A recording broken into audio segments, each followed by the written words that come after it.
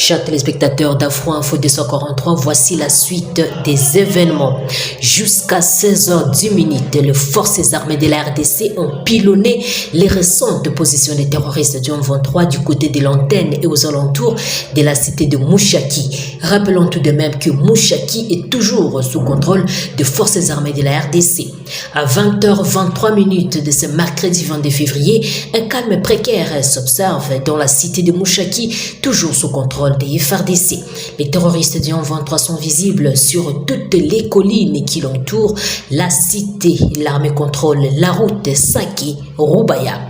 Des violents combats opposent de nouveau les forces armées de la République démocratique du Congo aux terroristes du 23 RDF à Mushununu, une agglomération située à une dizaine de kilomètres de Mouchaki dans les territoires des Massissi au Nord Kivu. Des sources dans la zone renseignent que c'est vers 4h du matin de ce mercredi 22 février 2023 que les terroristes ont débordé pour s'attaquer à la position des FARDC située sur la colline de Mushununu à environ 10 km de Mouchaki sur la route Goma-Massissi. Contrairement aux informations diffusées depuis le matin sur des réseaux sociaux parlant d'une probable prise de Mouchaki par ces terroristes, cette cité stratégique de Massissi est bel et bien contrôlée par les forces loyalistes, tout comme l'agglomération de Rovunda. Ils ne sont même pas arrivés à Mouchaki.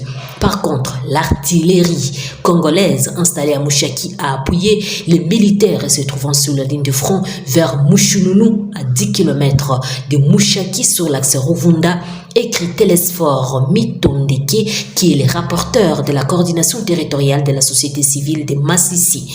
D'autres sources contactées par le volcanews.net indiquent que des combats sont signalés ce même mercredi près de Kaoussa, non loin de Kiloliwe sur la route Sake-Kichanga et Regeyo à une dizaine de kilomètres de Sake dans le village de Murambi en groupement Kamuronza. Depuis 9h, l'artillerie lourde de forces armées de la RDC procède au pilonnage de toutes les positions terroristes situées dans la région de Rovunda et Kaoussa. La détonation des tirs de ces armes lourdes est entendue jusqu'à Sake, ce qui conduit au déplacement de certains habitants pris de peur vers Goma.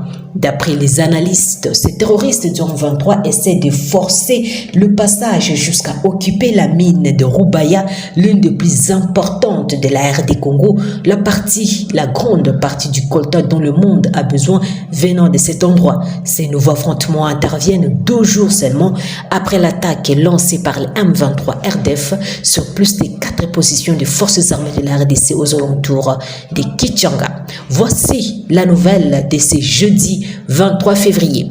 À 8h29, un calme précaire s'observe dans la cité de Mouchaki, en territoire de Massissi. La cité reste sous le contrôle de l'armée loyaliste et ses terroristes dans les collines autour de Mouchaki. Les forces armées sécurisent la route jusque dans les carrés miniers de Rubaya. Autre chose, la visite prochaine en RD Congo des 15 membres du Conseil de sécurité de l'ONU a été au centre des échanges mercredi à Kinshasa entre le vice-premier ministre aux Affaires étrangères Christophe Lutundula et une délégation de la MONUSCO conduite par sa chef Bintou Keïta. Je dois dire qu'ils seront 15, ce sont les membres du Conseil de sécurité. Il y aura 2 experts du Conseil, 5 membres du secrétariat à New York, 3 officiers de sécurité et 3 médias qui vont accompagner la délégation et ils seront rejoints par les collaborateurs qui sont sur terrain, a annoncé s'adressant à la presse la chef de la MONUSCO et la représentante du secrétaire général des Nations Unies en RDC. Ils arrivent le jeudi 9 mars au soir avec le vol Air France et seront physiquement présents en RDC du 9 au samedi 12 mars lorsqu'ils répartiront du pays, a précisé Bintou Keïta. Selon la représentante du secrétaire général des Nations Unies, ces membres du Conseil de sécurité auront un programme extrêmement serré avec des visites sur place à Kinshasa et un voyage dans l'Est, particulièrement à Goma, où ils prendront un certain nombre d'engagements. Il est prévu notamment, a-t-elle fait savoir, des rencontres avec les autorités locales ainsi que les Nations Unies en termes de préparation du briefing sur la situation politique, sécuritaire, humanitaire et développement, à sachant qu'il y aura au 29 mars à New York présentation du rapport trimestriel du secrétaire général, en plus du Conseil des 3 hommes fixé au 30 mars à Genève. En prévision de toutes les rencontres, un certain nombre de thématiques constitueront les points de focalisation, à mon avis, au-delà des termes de référence qui ont été partagés et qui vont attirer l'attention du Conseil de sécurité, a expliqué la chef de la MONUSCO, ajoutant que toutes les questions contenues dans les cadres de référence de la résolution 2666 feront l'objet des échanges et des questionnements aussi bien avec les autorités qu'avec la société civile. Parlant de la collaboration FARDC-MONUSCO, elle a fait entendre qu'il y a tellement d'enjeux autour de la relation force-MONUSCO, y compris sa composante FIP et les FARDC qui semblent être sur le point d'ancrage particulier parce qu'il y a des attentes des part et d'autre, des conditions nécessaires pour une collaboration et une coopération qui soit effective. On est lié au plan de transition, même dans les contextes de réévaluation où il faut s'assurer que l'État congolais est en train de préparer pour prendre en charge toutes ces questions de sécurité du territoire, de population et en particulier à l'est de la République, a martelé Bintou Keïta. Pour sa part, Christophe Lutundula a présenté quelques éléments à évoquer lors du passage de membres du Conseil de sécurité en mission en RDC. Il s'agit selon le chef de la diplomatie congolaise de la guerre de l'Est du pays, de la situation humanitaire, de la mise en œuvre du plan de paix harmonisé, du processus de Nairobi et de Luanda. Il a ajouté que la RDC devra présenter à la mission la réponse aux prescrits de la résolution 2667. Nous devons aussi présenter la mission, quelle est la réponse que nous donnons à un devoir qui nous a été prescrit par la résolution 2667 qui a été levée la mesure de notification. Il y a un travail qui doit être présenté sur le stockage et la gestion des armes. Christophe Lutundula a fait savoir par ailleurs que le dossier du plan de transition de la MONUSCO et la situation humanitaire seront également soumis à la mission du Conseil de sécurité. Retournons dans la province de l'Ituri où des combats de forces démocratiques alliées à l'ADF actifs dans le sud du territoire du Roumou ont, dans la journée de ce mercredi 22 février 2023, tué 3 personnes dans la localité de Machongani en groupement de Banda Vilemba, dans la chefferie de Wallace Vonkutu.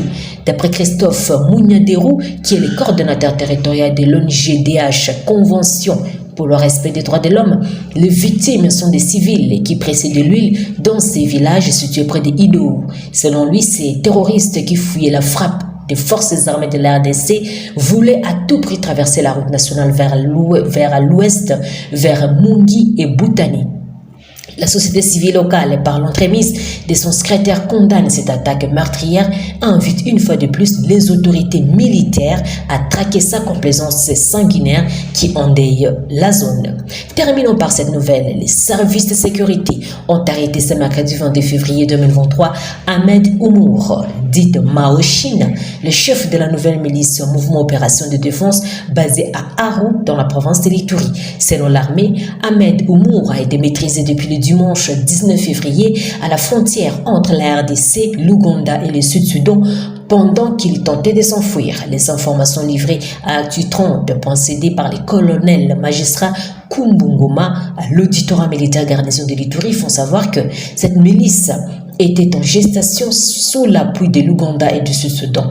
Peu après son arrestation, Ahmed Oumour et certains jeunes qui l'accompagnaient ont été mis à la disposition de la justice militaire qui décidera de leur sort. Chers téléspectateurs d'Afro Info 243, c'est par ici que s'achève notre émission. Merci pour votre fidélité.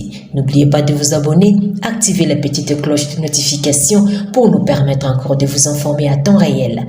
Je suis Santi Chisenga depuis la province de l'Ituri pour Afro Info 243. Au revoir.